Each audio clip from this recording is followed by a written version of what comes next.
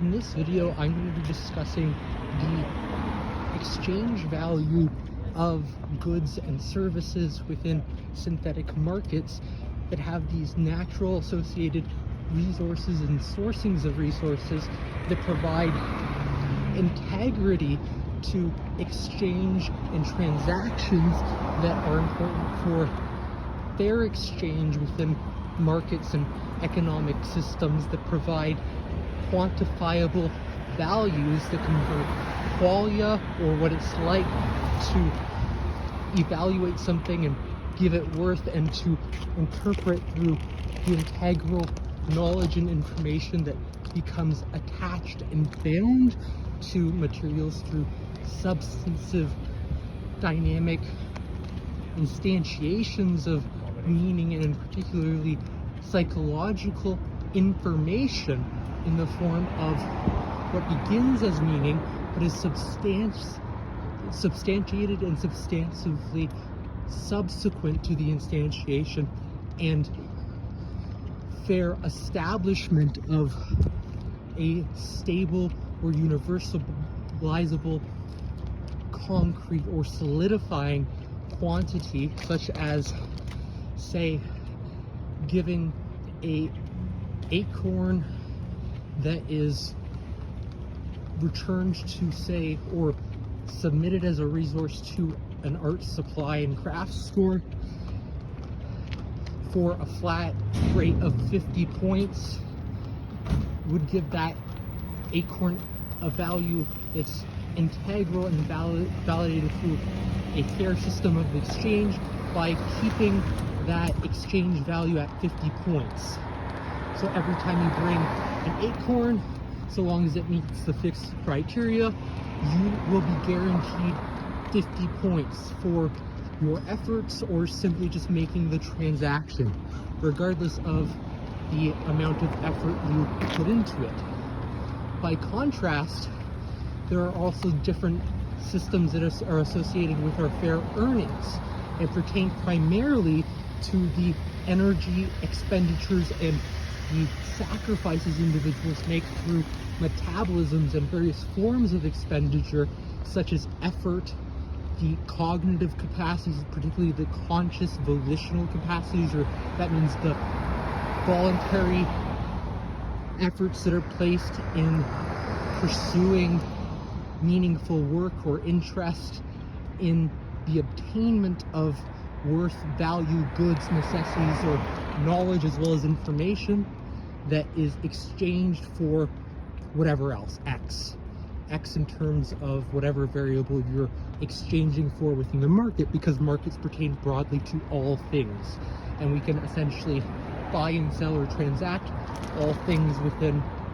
reason and our own negotiations and agreements in regards to what constitutes a fair transaction and the integrity of a currency is being transacted, including points or physical objects, things, as well as also digital currencies and digital goods that have physical forms proportionate to information, as all money, tokens, or points that are the same in regards to being currencies and being natural and synthetic currencies, because all currencies are synthetic and syntheses is natural to existence through the nature of the psychological mind that has to attribute psychological information to create worth, perceived price, value, cost, and to appreciate or evaluate the goods that are being transacted, and also constitute what is fair, but also constitute fair markets and economies of exchange and economies of scale that can be instantiated and instantiate new meanings associated with pricing or creating currencies, synthetic currencies, in the form of points or tokens that are attributed the same values and properties as money, but is closer to points in that they're less they're more fluid and dynamical in how we can go about attributing a price for a resource, where money is typically linked to essential resources like gold, similarly or the exact same as crypto, that's transacted for electricity, which is essential for the nervous system to operate, and various things that we need that are essential to living and sustaining our psychological well-being, but also, most importantly, our psychological sustainability, such as heating and cooling, hydro, and the electricity that we enjoy that keeps us to being able to operate more effectively and efficiently in the world through our technologies, and in particular our information technologies that run on electricity, and these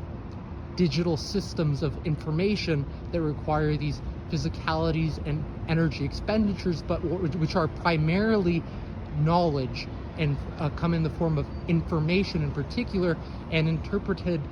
psychological information that is that knowledge that I'm discussing there. That's distinctive from the physical information that's being processed within the wirings of machines, that is non-perceptual, and therefore would be trivial from, if it were to have a perception, its perception, and would require our own perception or the psychological mind to be able to attribute any sort of value, worth, or meaning and make sense of the information and interpret it. And this is primarily why money, points, and other forms of currency are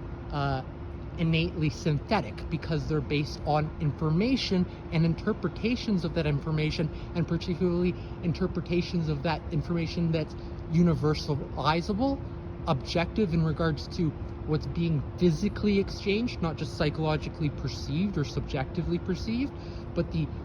tangible and the physical material cost of it, its metabolisms and energy expenditures, but as well as the subjective objective relation in which we form agreements, recognize fairness, and can also sometimes reward individuals without any sort of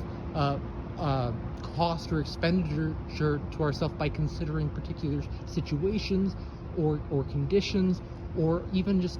recognizing how we feel in a particular moment and making that transaction because it's possible and we can do it, and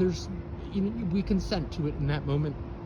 within good conscience and within fair conscience, and that validates a fair transaction and a good transaction, because all good and fair transactions require us to have a good conscience, as in CONSCIENCE, and make these fair judgments and discernments of what constitutes a fair transaction, considering the healthy psychological functioning of individuals and their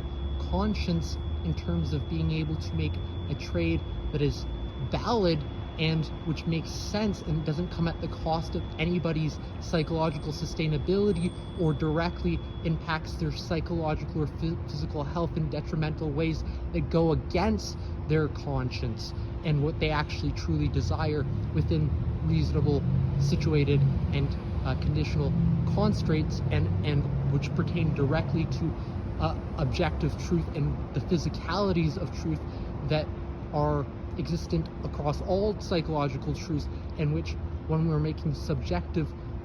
discernments or assessments about the world, have proportionate aspects of objectivity and physicality to them, such as when we're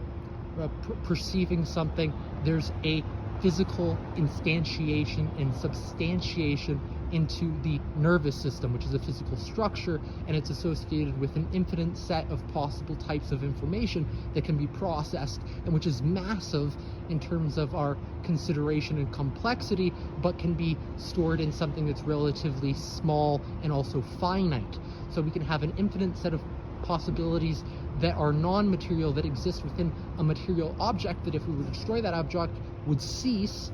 and which really does exist within an objectively true context. Not just a context, but within realisms, direct and indirect realisms that validate the structures of our existence through existence. And existence itself is a mechanism and the preliminary way of validating anything. So I hope you enjoy this video. Have a good one. Bye.